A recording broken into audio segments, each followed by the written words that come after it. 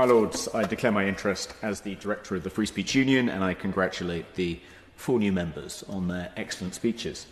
I want to draw your Lordship's House attention to just one section of the Employment Rights Act and its impact on the hospitality sector, namely Section 21, which extends the liability of employers for the harassment of their employees to third parties. From October of this year, employers will have a duty to protect their workers from third parties.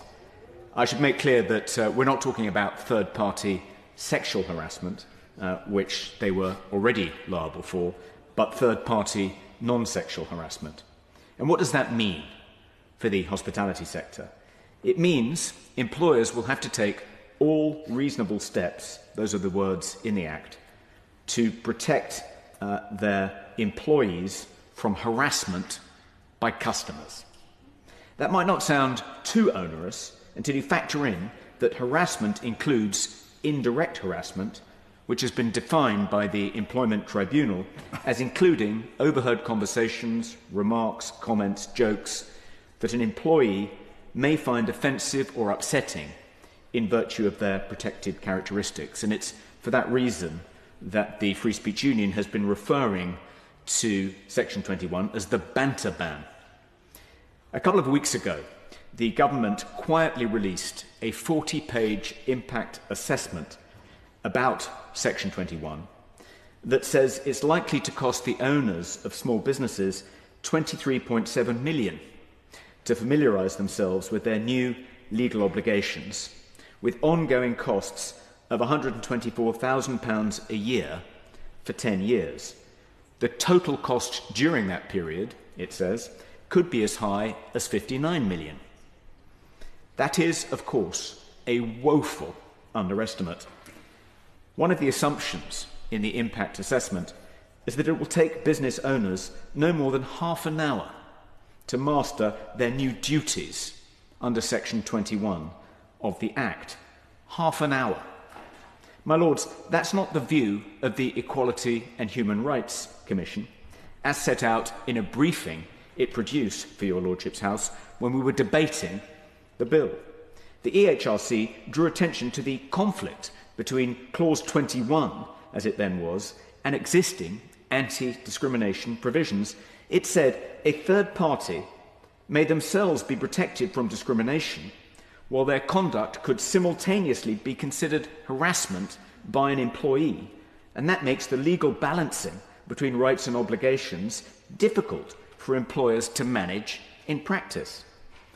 I'll give just one example of the kind of conflict the EHRC has in mind, and which hospitality businesses will now have to navigate. Should they prevent trans women customers from using the ladies' lavatories? On the one hand, a female employee may have a claim for third-party harassment in the tribunal if she finds herself having to share the facilities with a biological male. On the other, a trans woman customer may have a claim for discrimination if the business owner, as a service provider, fails to discharge its duty under Section 29 of the Equality Act, which makes it unlawful for a service provider to discriminate against a person who is using or seeking to use its services. My Lords, this is precisely the issue the Women and Equalities Minister has been wrestling with since the EHRC submitted its advice last October about how to revise the Code of Practice on services, public functions and associations, covering, among other things, access to single-sex women's spaces. We were told in this House only this week that the reason there's been such a delay in the issuing of this Code of Practice is because this is such a fiendishly complicated area of law, and it's essential the government gets it right.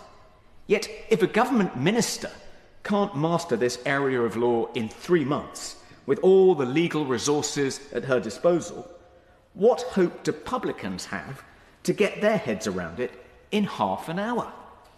My Lords, Section 21 of the Act imposes a new duty on small businesses in the hospitality sector that touches on an incredibly complicated area of law with real financial risks if they get it wrong. For many publicans, the cost of the legal advice alone, let alone the compliance costs, will be the final straw. And we're talking, remember, about just one section of the Employment Rights Act. Could the noble Lord, the Minister, at the very least, give retail and hospitality businesses a 12-month reprieve before strangling them with this new, profoundly unwelcome bit of red tape?